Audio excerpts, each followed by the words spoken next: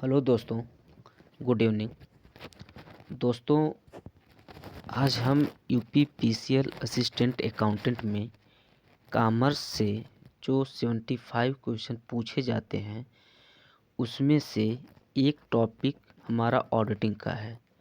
दोस्तों, जो हाल ही में यूपीपीसीएल असिस्टेंट अकाउंटेंट का जो पेपर हुआ था दोस्तों, उसमें से ऑडिटिंग से 40 से 45 क्वेश्चन पूछे गए थे।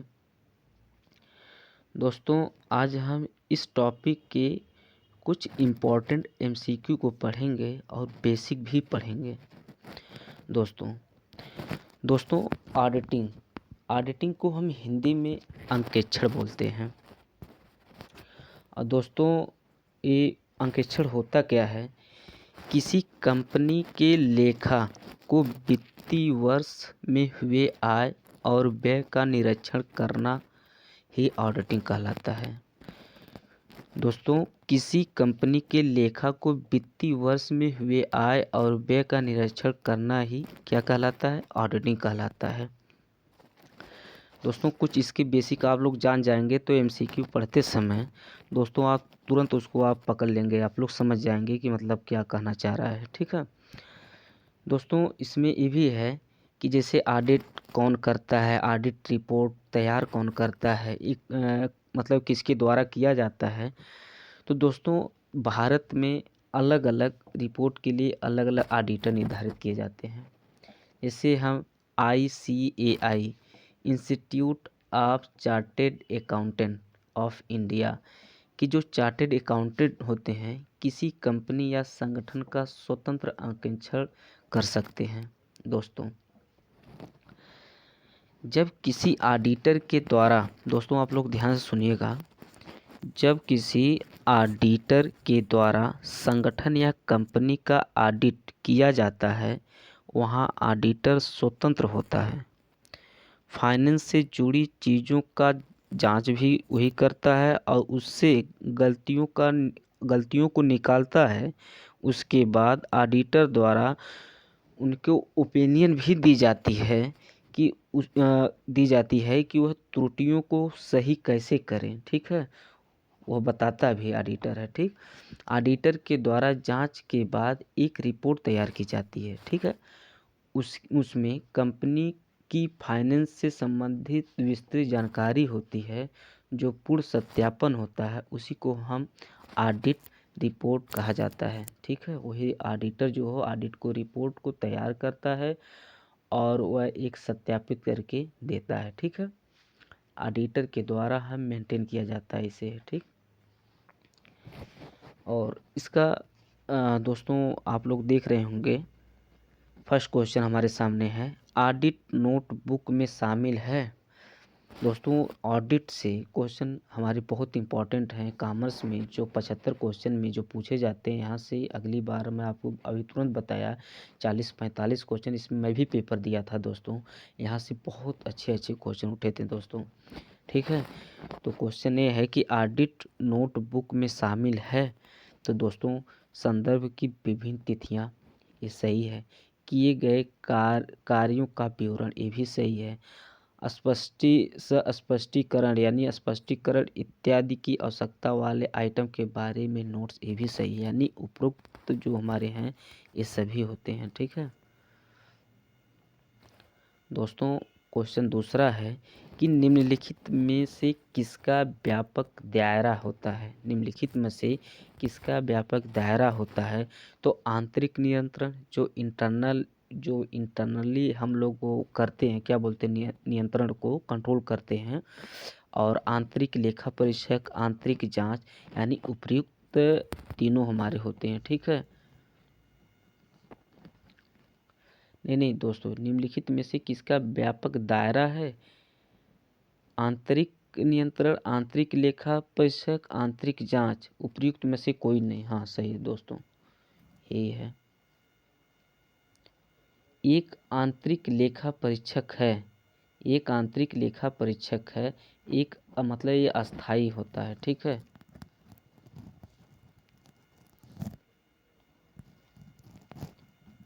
वाउचिंग का मुख्य उद्देश्य, दोस्तों वाउचिंग क्या होता है, इसका अर्थ क्या होता है दोस्तों। पहली चीज़ आप लोग ये जानें कि वाउचिंग होती क्या है, इसका अर्थ क्या होता है। ठीक है दोस्तों, वाउचिंग का अर्थ होता क्या है। वाउचिंग का अर्थ है पुस्तकों में की गई लेखांकन प्रविष्टियों को दस्तावेजी साक्ष्य द्वारा समर्थित किया जाना चाहिए और उस साक्ष्य के निरीक्षण को वाउचिंग कहा जाता है। समझ रहे होंगे दोस्तों। लेखा परीक्षक वाउचिंग की तकनीक का उपयोग करके लेखांकन प्रविष्टियों की प्रामाणिकता का न्याय करता है। ठीक है, यही होता है वाउचिंग। ठीक दोस्तों, इसकी अब परिभाषा मतलब वाउचिंग की है, थोड़ा सा हमको देखना पड़ेगा। हाँ देखिए, वाउचिंग कि दस्तावेजी साक्ष्य का वाउचर जैसे चालान, डेबिट और क्रेडिट नोट, स्टेटमेंट, रसीद आदि की जांच करके खाते की पुस्तकों में प्रविष्टियों का सत्यापन के रूप में परिभाषित किया जाता है, वही वाउचिंग होता है दोस्तों। तो इसमें आप देख रहे हैं कि मतलब कहाँ गया वाउचिंग का मुख्य उद्देश्य क्या है, वाउचर की जांच करना। ठीक, क्वेश्चन 5वां है कि मूल्यांकन निम्न का आधार क्या है, सत्यापन। ठीक, 6ठा क्वेश्चन हमारे सामने है कि पहले लेखा परीक्षक या लेखा परीक्षकों द्वारा नियुक्त किया जाता है। पहले लेखा परीक्षक या लेखा परीक्षकों द्वारा नियुक्त किया जाता है, क्या किया जाता है, निदेशक मंडल। ठीक है, जो हमारे सी है यही किया जाता है। ठीक, एक व्यवसाय में इसके कुशल कार्य को सुनिश्चित करने के लिए कई जांच या नियंत्रण के रूप में जाना जाता है, आंतरिक जांच होता है। ठीक, वाउचर संबंधित है। अभी दोस्तों हम तुरंत देखें इसके पीछे वाले क्वेश्चन में कि वाउचर के बारे में बताएं, वाउचर क्या चीज़ होता है। तो वाउचर हम बताए हैं आपको, एक क्या होती है, एक नकद रसीद होती है, नकद भुगतान होता है, क्रेडिट लेन देन होता है, यानी उपरोक्त सभी होते हैं वाउचर। ठीक, आंतरिक जांच निम्न के लिए होती है। आंतरिक जांच निम्न के लिए होती है धोखाधड़ी की रोकथाम, धोखाधड़ी का पता लगाना, गहराई से लेखा परीक्षक में मदद करना, यही हमारी जो होती है। ठीक है, सी वाला जो होता है, ठीक, यही होता है। ठीक, 10 नंबर का क्वेश्चन है कि आंतरिक लेखा परीक्षक द्वारा नियुक्त किया जाता है। आंतरिक लेखा परीक्षक द्वारा नियुक्त किया जाता है, जो प्रबंधन होते हैं, मैनेजमेंट का कार्य करते हैं, यही किया जाता है। ठीक है, आंतरिक लेखा परीक्षक द्वारा नियुक्त किया जाता है प्रबंधन, मैनेजमेंट को। अंकेक्षक वहाँ से शुरू होता है जहाँ से हमारी ये क्या बोलते हैं दोस्तों, इसको हम लेखा समाप्त होता है, लेखांकन जहाँ समाप्त होता है वहीं से हमारा स्टार्ट होता है। 12 नंबर का क्वेश्चन है, एक अच्छी ऑडिट रिपोर्ट में कम से कम निम्नलिखित योग्यताओं में से एक को पूरा करना चाहिए। दोस्तों ऑप्शन है, इसे प्रबंधन को रचनात्मक और समय पर सुझाव देना चाहिए, इसे गलतियों को इंगित नहीं करना चाहिए, यह तथ्यात्मक जानकारी पर आधारित नहीं होना चाहिए, यह बैलेंस शीट पर आधारित नहीं होना चाहिए। यानी ऑप्शन ई जो है, इसे प्रबंधन को रचनात्मक और समय पर सुझाव देना चाहिए। ठीक है, 13 नंबर का क्वेश्चन है कि एक लिपिक का कार्य दूसरे लिपिक द्वारा स्वचालित रूप से जांचा जाता है, कहलाता है आंतरिक नियंत्रण, आंतरिक जांच होता है दोस्तों। कंपनी के मालिकों को कहा जाता है शेयरधारक। ठीक, सत्यापन है, सत्यापन क्या है, व्यापार लेन देन रिकॉर्ड करने की कला, खातों की पुस्तकों की एक परीक्षक खातों की पुस्तकों में प्रविष्टियों की सटीकता स्थापित करने का कार्य। एकदम सही है हमारा सी। अन्वेषण का मुख्य उद्देश्य है। अन्वेषण का मुख्य उद्देश्य क्या है? त्रुटियों और धोखाधड़ी की खोज करने के लिए, त्रुटियों और धोखाधड़ी को रोकने के लिए, बयानों को सत्यापित करने के लिए, जो उपयुक्त दी हैं इस सभी के लिए होता है। ठीक है, देखिए क्वेश्चन, अन्वेषण का मुख्य उद्देश्य क्या? त्रुटियों और धोखाधड़ी को खोजने के लिए, त्रुटियों और धोखाधड़ी को रोकने के लिए, ठीक है, बयानों को सत्यापित करने के लिए, यानी उपयुक्त सभी इसमें होते हैं।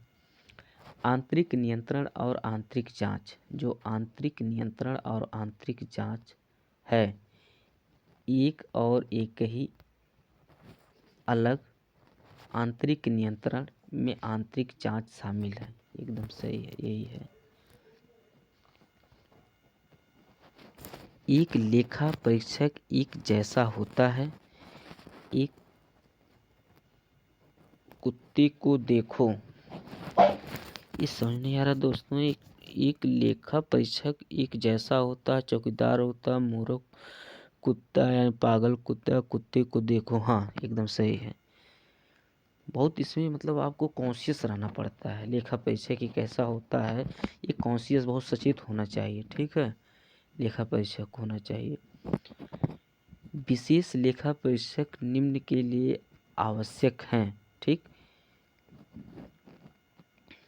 एक देख लीजिए यहाँ, आकस्मिक चिंता है, एक परिसंस्करण चिंता है, व्यापारिक चिंता है, विनिर्माण चिंता है, यानी आकस्मिक जो होता है चिंता यही है। कंपनी के लेखा परीक्षक से देने की उम्मीद है। कंपनी के जो लेखा परीक्षक से देने की उम्मीद है क्या है? खातों के बारे में उनकी विशेषज्ञता नहीं, खातों के बारे में एक तथ्यात्मक स्थिति जो होती है यही होती है। ठीक है, 21 नंबर क्वेश्चन है कि एक संयुक्त स्टॉक कंपनी के लेखा परीक्षकों द्वारा नियुक्त किया जाता है, तो कंपनी के निदेशक जो वार्षिक आम बैठक में चुनाव। देखिए दोस्तों, इसमें ये होता है ऑडिटिंग में कि बहुत सटीक खाली वो मात्रा, मतलब ऐसा चीज़ उसमें होता है कि थोड़ा कुछ हटा देगा तो मतलब ऐसा लगेगा कि ये नहीं होगा। जैसे दरिया आप देखिए, तुरंत कंपनी के निदेशक वार्षिक आम बैठक में चुनाव, देख रहे हैं ना, चुनाव यहाँ है, चुनाव। इसलिए हमारा क्या है कि एक संयुक्त स्टॉक कंपनी के लेखा परीक्षकों द्वारा नियुक्त किया जा सकता है, तो यानी जो वार्षिक आम बैठक में जो चुनाव होता है यही। ठीक, एक कंपनी अंकेक्षक को किसके द्वारा हटाया जाता है? एक आम बैठक होती है, इसके द्वारा हटाया जाता है दोस्तों।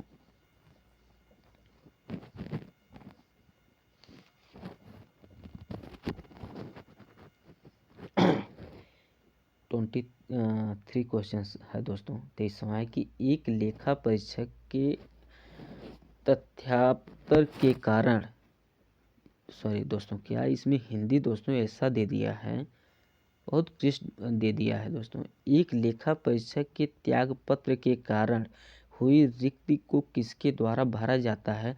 दोस्तों, ये आम बैठक के द्वारा होता है। ठीक है, ये आम बैठक द्वारा, यानी जो निदेशक मंडल, जो प्रबंधक निदेशक होते हैं, इस सबकी एक आम बैठक होती है, उसमें वो डिसाइड होता है कि किसको मतलब एक लेखा ऑडिटर नियुक्त किया जाए। ठीक है, तो एक लेखा परीक्षक को त्यागपत्र के कारण हुई रिक्ति को किसके द्वारा भरा जाता है? एक आम बैठक के द्वारा इसको भरा जाता है। गहराई से लेखा परीक्षक का अर्थ क्या है? गहराई से देखा जाए लेखा परीक्षक का अर्थ क्या है? एक प्रत्येक आइटम का ऑडिट, प्रत्येक आइटम का गहन, हाँ देखिए यही, प्रत्येक आइटम का गहन ऑडिट रूप से, यानी अच्छी तरह से प्रत्येक आइटम का गहन तरीके से, इंटरनल तरीके से उसकी जांच परख की जाए, वही होता है। ठीक है, 25 क्वेश्चन है जो क्या है दोस्तों है, समवर्ती, यानी कि समवर्ती लेखा परीक्षक इसका एक हिस्सा है। समवर्ती लेखा परीक्षक इसका एक हिस्सा है।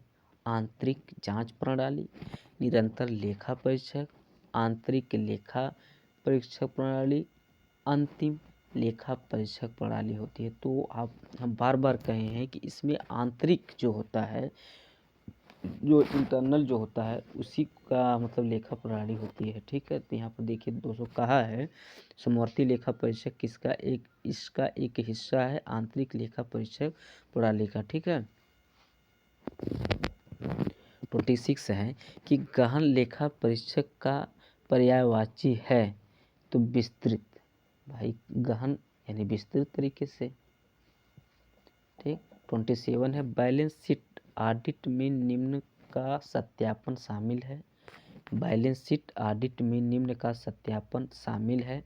संपत्ति का, देनदारियों का, आय और व्यय खाते जहां उपयुक्त हों, यानी कि उपयुक्त सभी का। ठीक है,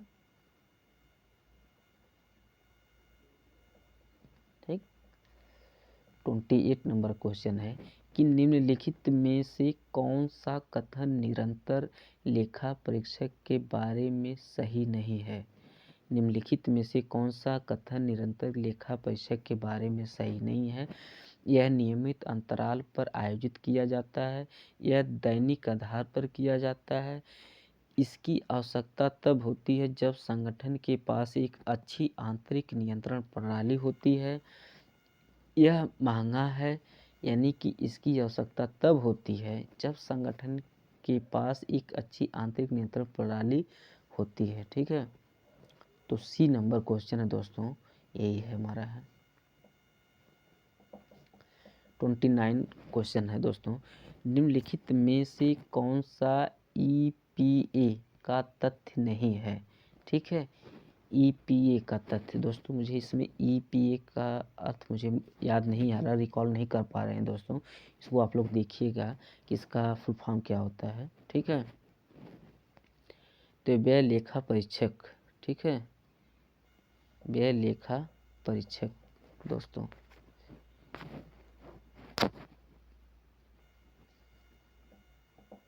थर्टी नंबर क्वेश्चन है कि बैलेंस शीट में शामिल नहीं है। ठीक है, देखिए संपत्ति और देनदारियों का सत्यापन ये तो शामिल होता है। संपत्ति और देनदारियों से संबंधित आय और व्यय जो इनकम एक्सपेंडिचर को अकाउंट में वाउचिंग करते हैं, ये भी शामिल होता है। समायोजन जो होता है और लेखा परीक्षक और प्रविष्टियों को बंद करने की परिष्कृत जो होती है, इसको भी यह भी होता है। लेकिन नियमित जांच ये नहीं होता, बैलेंस शीट में शामिल नियमित जांच नहीं होते। यही हमारे 3 होते हैं, लेकिन ये जो डी है हमारा नहीं होता है।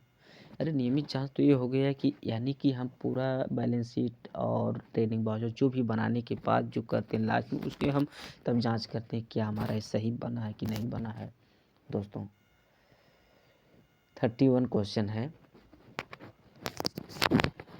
अयोग्य राय जारी करते समय लेखा परीक्षक जो लेखा परीक्षक निष्कर्षों का मूल्यांकन करता है उसे संतुष्ट होना चाहिए कि देखिए दोस्तों, एक जो दिया है इस समझ नहीं आ रहा कि मतलब कुछ ऐसा मतलब हिंदी में लिख दिया है कि इसका लैंग्वेज नहीं समझ में आ रहा है।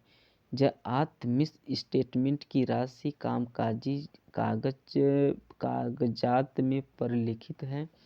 कुल संभावित गलत विवरण का अनुमान भौतिकता स्तर से कम है। कुल संभावित गलत विवरण का अनुमान भौतिकता स्तर से अधिक है। डी, कुल संभावित गलत विवरण का अनुमान नहीं लगाया जा सकता है। जो बी है कि जो हमारी कुल संभावित गलत विवरण का अनुमान भौतिकता स्तर से कम है। ठीक है, यहाँ देखिए लिखा है ना कि अयोग्य राय जारी करते समय लेखा परीक्षक जो लेखा परीक्षक निष्कर्षों का मूल्यांकन करता है उसे संतुष्ट होना चाहिए कि कुल संभावित गलत विवरण का अनुमान स्तर से कम है। सही है, ये हमारा बी जो है। ठीक,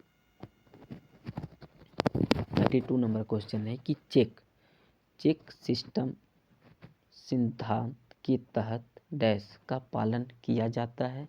ये जो होता है स्केलर श्रृंखला का सिद्धांत जो होता है इसी का पालन करते हैं, इसी के तहत हम इसको पालन करते हैं। ठीक है, सी।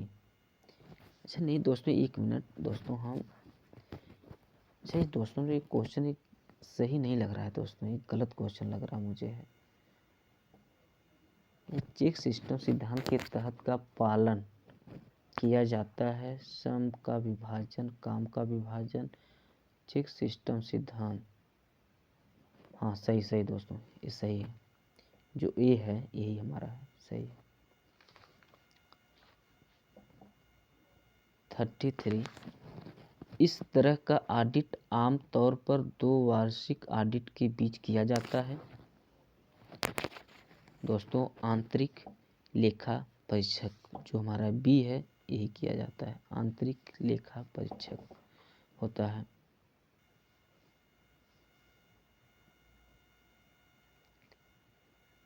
यानी कि जो 34 है हमारा क्वेश्चन, ऑडिट का काम शुरू होने से पहले ऑडिटर पूरे ऑडिट कार्य की योजना बनाता है। लेखा परीक्षक योजना, ऑडिट नोट, लेखा परीक्षक जोखिम, लेखा परीक्षक कार्यक्रम जो होता है, ये जो डी है ये होता है। ठीक है दोस्तों, आज हम लोग 34 क्वेश्चन पढ़े हैं। दोस्तों इसकी हिंदी आप लोग देख ही रहे होंगे, थोड़ा से इसका जो हिंदी है थोड़ा टफ बना दी गई है दोस्तों, लेकिन अगली बार इसको हम लेकर आते हैं, यानी कि इसके आगे क्वेश्चन रहेगा वो आप लोगों को सही मिलेगा दोस्तों। ये भी ठीक है, जो क्वेश्चन है इम्पोर्टेंट क्वेश्चन है दोस्तों, यहाँ से क्वेश्चन पूछे जा सकते हैं दोस्तों, और अच्छे अच्छे क्वेश्चन है दोस्तों। और हमारे चैनल को दोस्तों आप लाइक करें, सब्सक्राइब करें, कमेंट करें दोस्तों। इसी तरह हम हर टॉपिक के MCQ और कुछ बेसिक क्वेश्चन के साथ आपसे को हम बताएंगे दोस्तों। थैंक यू दोस्तों, गुड नाइट दोस्तों।